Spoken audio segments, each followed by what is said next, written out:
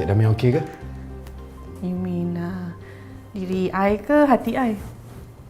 Hati? Tak, saya tanya Cik Damia sihat ke tak? Yeah, of course. Tak adalah, biasa je lah. Busy sikit. Duduklah. Thank you.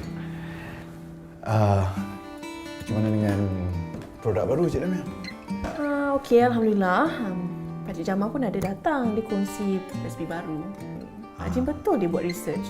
Itulah dia Cik Damia. Otai kalau dah turun padang memang macam tu. Betul lah. I really admire dia punya semangat dan fokus dia tu. Yes. You rasa kalau I masukkan dia dalam team research and development, okey tak? That sounds interesting. Jadi team leader. Cik Damia, saya rasa apa pun keputusan Cik Damia buat sebagai bos, saya tak fikir ada orang yang berani nak larang.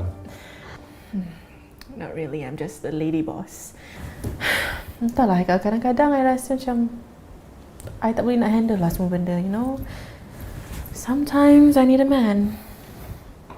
I'm a man and I think I'm quite supportive. Jadi saya rasa kalau bila-bila Cik Damia perlukan bantuan ke apa-apa ke, telefon je saya boleh sampai. Awak, saya nak tanya sikit boleh? Tanya? Jom jumpa mama saya. Tu bukan tanya sikit tu. Tu banyak cerita sebenarnya. Awak, janganlah main-main. Awak kenapa dengan Nisha? Tak adalah. Saya nak bawa awak jumpa dia sebab saya nak tunjuk kat mama saya yang hubungan kita ni hubungan serius.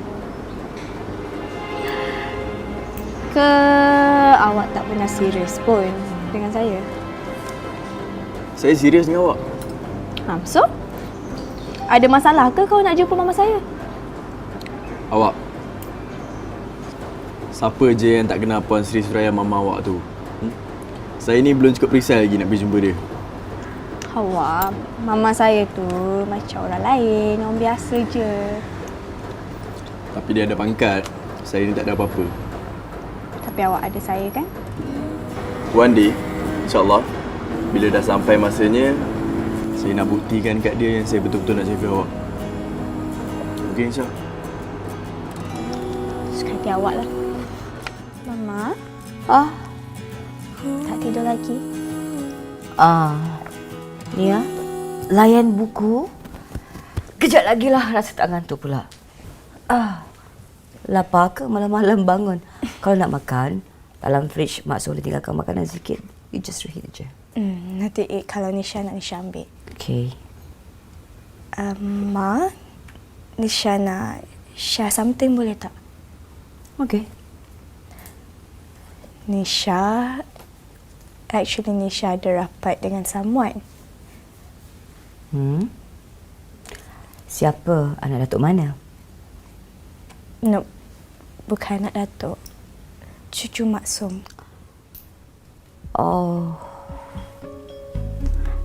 Naim. Are you okay? I'm okay. Okay. Apa salahnya? Apa kata malam esok, Nisha jemput dia datang rumah, so at least Mama boleh kenal dia lagi, to know him better.